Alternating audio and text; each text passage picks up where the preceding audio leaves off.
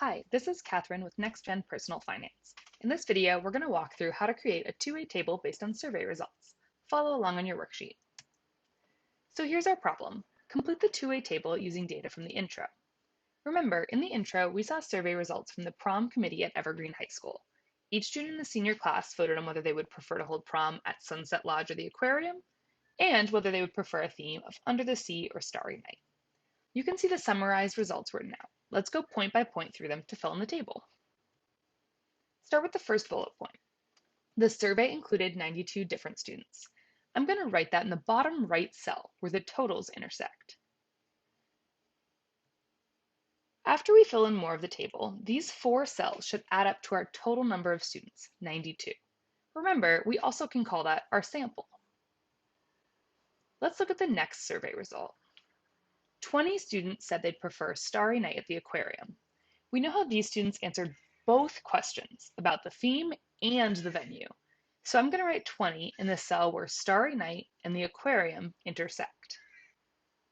So out of these 92 total students, 20 of them said their top choices were Starry Night and the aquarium. The rest of those students, the other 72, chose one of the other three options. So we should expect the three empty boxes in this highlighted area to add up to 72. Let's look at the next survey result.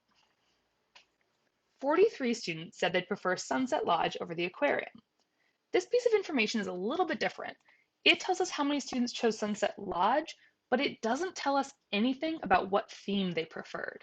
So this is the total for Sunset Lodge. I'm going to fill in 43 in the total box for Sunset Lodge. Based on this total, I should expect the two cells for Sunset Lodge to add up to 43. This also gives us enough information to fill in another cell. If 43 total students picked Sunset Lodge, how many total students picked the aquarium?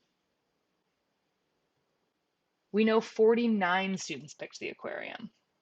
I could figure that out because these two cells have to add up to our total number of students, 92. So 92 minus 43 gave me 49. Let's look at the next survey result. 47 students said they'd prefer Under the Sea over Starry Night. This is another total. We know 47 students picked Under the Sea, but we don't know how many of those students picked each venue. So I'm going to write 47 in the total cell for Under the Sea. Great. Now let's look at our last survey result before going back to fill in any gaps in our table. 18 students said they'd prefer Under the Sea at Sunset Lodge.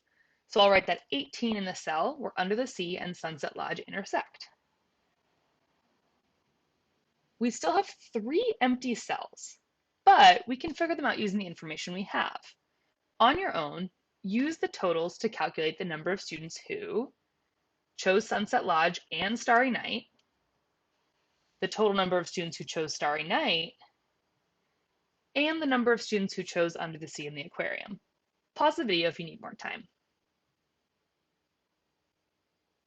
All right, here are the answers. 25 students chose Starry Night and Sunset Lodge. I know that because the total number of students who chose Sunset Lodge is 43. So the two Sunset Lodge boxes here have to add up to 43. 25 plus 18 gives me 43. That gives me the answer for the total number of students who chose Starry Night as well. I know that 45 students chose Starry Night. I can check this by adding together the two groups of students who chose Starry Night to get 45. Or I can check this by adding up the totals for each row to check that I get 92 students overall. Lastly, I know the number of students who chose Under the Sea and the aquarium is 29. I can also check this two ways. The total number of students who picked Under the Sea should add up to 47. 18 plus 29 does give me 47. I can also check it because the total number of students who chose the aquarium should add up to 49.